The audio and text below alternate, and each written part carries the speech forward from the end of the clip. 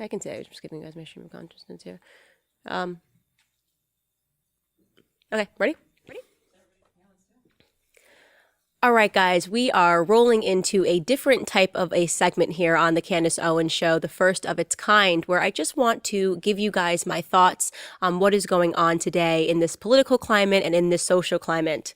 A couple of weeks ago, I posted a video on Facebook, which got a lot of traction, over 100 million views in just 1 week, and was shared across the world's many different languages, in which I discussed the Black Lives Matter movement and why I was disagreeing with the mainstream narrative, particularly the one that was being produced surrounding the George Floyd killing. Now, I want to be extra clear here again, as I was then. George Floyd did not deserve to die on that day, and I think everybody in America agreed. There was not a single person that was defending Derek Chauvin. But what I was questioning beyond that was just the narrative that this person was a good individual. I was discussing the tendency in Black America for us to uplift criminals, to pretend that they are heroes and martyrs when they die at the hand of white individuals. And I was discussing George Floyd's record, his own lifestyle of terrorizing the Black community, a man who had spent 9 different stints in jail and in prison. Of course, many people around the world thought that this video was something that should be discussed and should be debated, and other people were completely outraged. Tons of reactions, some good and some bad, some in between maybe. Probably the biggest reaction or the most well-known person who reacted was, of course, comedian Dave Chappelle. He did a stand-up, said some things that I cannot repeat for my audiences, said he wanted to assault me in my lady parts because he felt that I was diminishing the death of George Floyd by bringing up his record. In fact, he thought that the streets, which he described as alive, were justified in their reactions.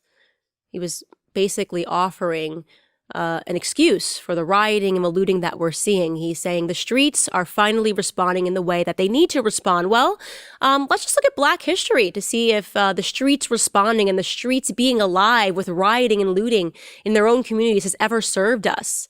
Where have we seen this before in Black America? Talk about the mid-1960s, the riots in Chicago, the riots in Detroit, where Black Americans upset about race issues, burned down their own neighborhoods and rioted. And what was the conclusion of that? Well, the conclusion, of course, was that naturally, the once flourishing cities, the automobile industries that were flourishing in Detroit and Chicago, they picked up, they packed up, and they left. And they depressed those neighborhoods.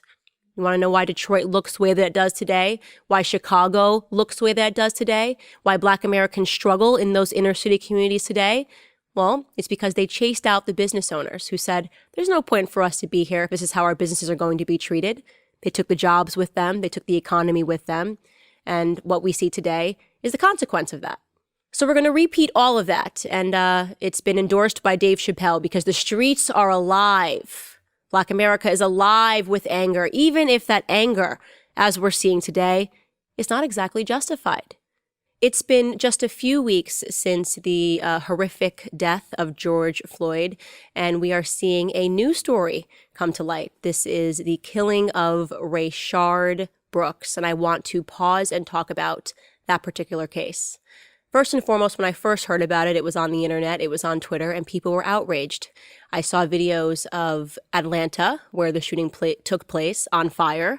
I saw videos of people protesting and demanding justice. They burned down a Wendy's restaurant. And what I was hearing was that a Black man who was running away from police was shot in the back 3 times. I was expecting to see a horrific video. I was expecting to see a video in which I would roundly condemn police officers. But that is not what I saw. In fact, what I saw was a justified shooting of a violent criminal. The story goes like this. Somebody who worked at a Wendy's called 911 because a man who was intoxicated was blocking the drive-thru because he was asleep in his car. When the police officers arrived, they had difficulty waking Rayshard Brooks up. And when he finally came to, they asked him if he needed medical assistance.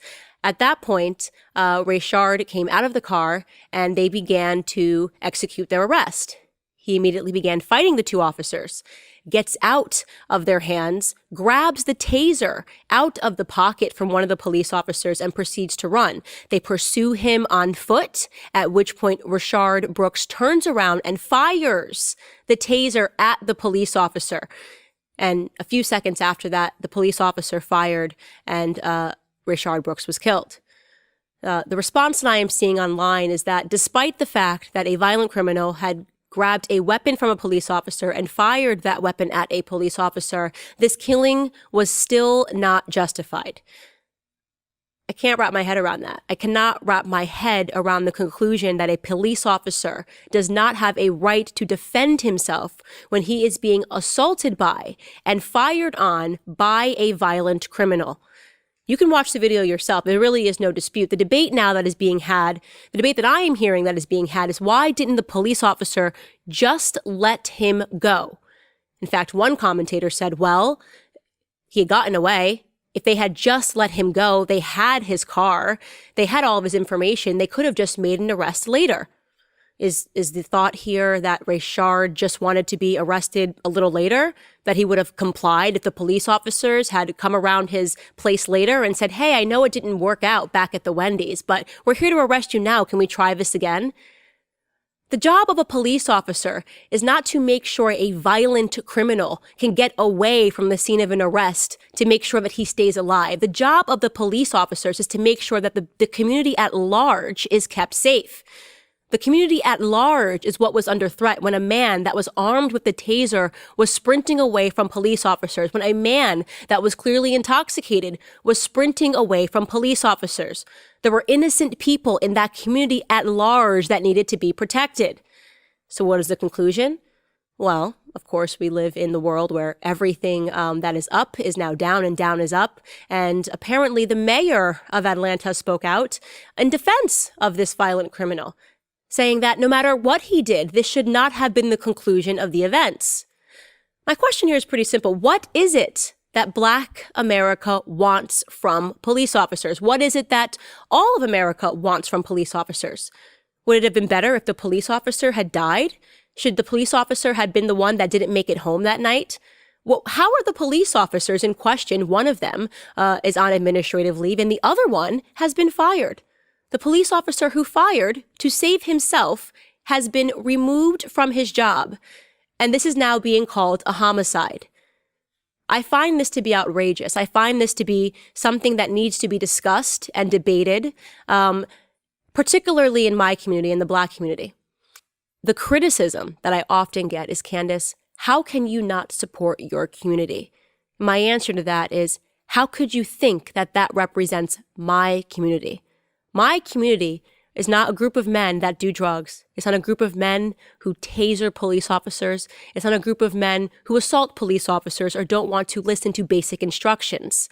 My community is the larger American community, a community built of law-abiding citizens who want to make sure that they can raise their children and their families in a country that they recognize, in a country that is not run by radicals, in a country that is free of autonomous cities and states being built, of radical individuals and socialists screaming and demanding justice and setting fires and rioting and looting businesses.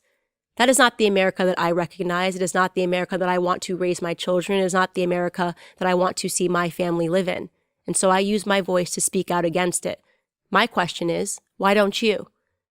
Do you really feel safe when you look around and you see people demanding that we defund the police? Are you believing the lies when politicians tell you that they just want to allocate some of the funding that the police stations have and give it to community centers? Are you not seeing the same signs that I'm seeing in the city? Are you not seeing people holding signs that say abolish the police force? And let me ask you a question. Who do you think is going to benefit and is going to hurt if there are no police officers in society? Who do you think hurts? Do you think it's the wealthy people, the celebrities that are standing behind you saying, yes, we should abolish the police force? The celebrities and the wealthy people who have armed guards and private securities and live behind gated communities, do you think they're fearful if you abolish the police officers? Do you think that they need police officers when they've got a team of 8, 9, 10 people protecting them? Or is it going to be people that live in impoverished communities? Because what happens when you abolish the police officers, it's not just an imaginary space that pops up and you go, okay, well, I guess there's nothing that's going to happen here. It's a vacuous space. No, what happens is somebody pops up to fill in that space. That's somebody or is usually a gang. Gangbangers then start running the streets. They start being the people that you run to for protections. It becomes street wars. And so the people that live on the streets are the people that will be impacted. People that, like you and me, who will not be able to call 911 and get protection. Not the wealthy people, not the elites. They'll be fine. It is you and me that will be impacted by that. Black America. We are the minorities that live on the streets. Latinos Americas. We are the ones that represent the communities that live in these streets, that rely on police officers to save our lives. 99.9% of the time, the correspondences with police officers go just well. But the media doesn't want to cover that. They don't want to cover that at all because they are insisting on this race war. They don't want to cover all of the young Black Americans that die at the hands, the unarmed young Black children that die at the hands of Black men and Black gangbangers, because that would go against the narrative. I mean, there are a ton of them. We've got 2-year-old Levant White, 2-year-old Jassian Logan, 11-year-old Shemaya Adams, 9-year-old Chastity Turner, 11-year-old Takaya Holmes. Have you ever heard any of their names ever? Nope.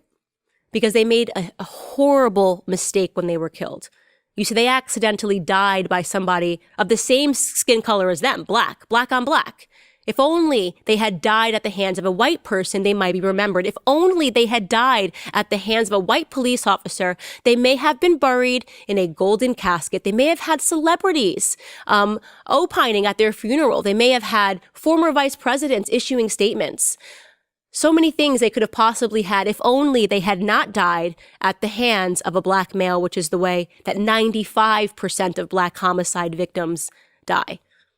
Over 95% of Black homicide victims are killed by other Black people. So my question is, what does Black America want from all of this? Better yet, what does all of America want from this?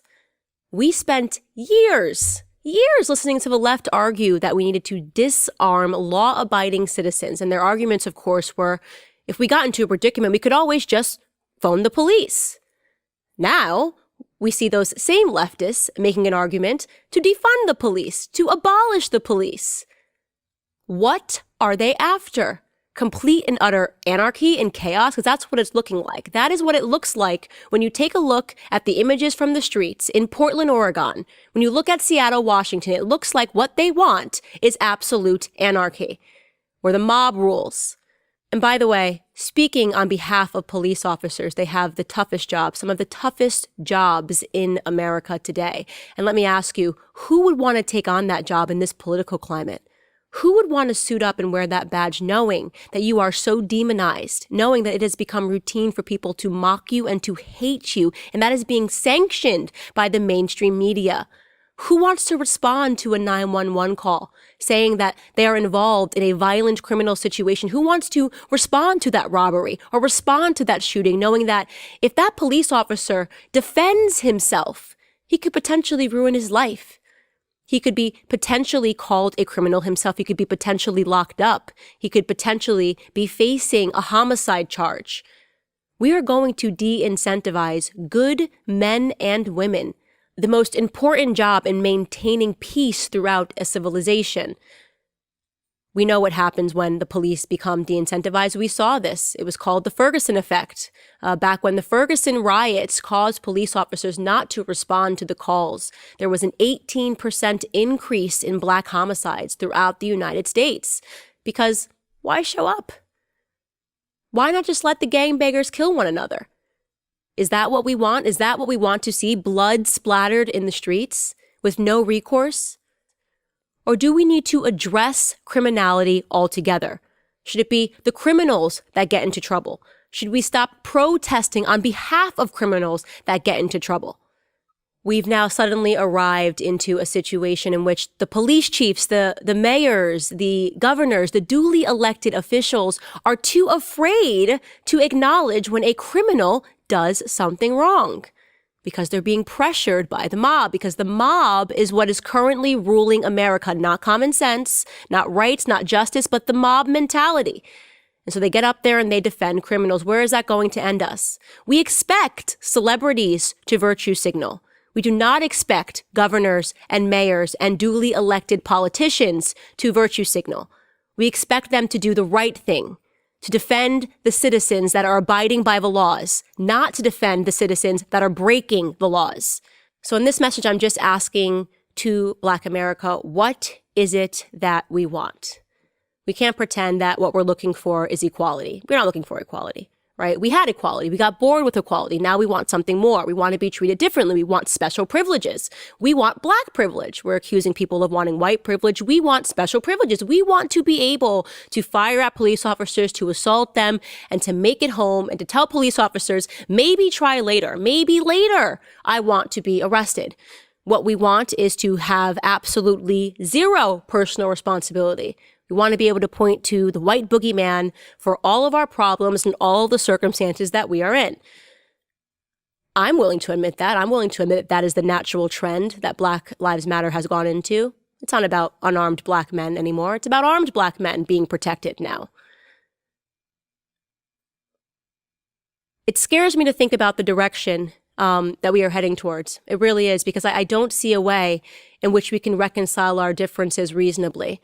If we don't have enough voices admitting that we have a problem in Black America, we have a culture problem. We have a culture problem that is being fostered by a media which coddles us. And if we are no longer able to discern between what is right and what is wrong, there's no hope. There's no hope. So I want to thank you guys for listening to this message. It came from the heart for me. Thank you guys for supporting. This is the first of many messages that will come directly from me and the Candice Owens Show. Thanks again.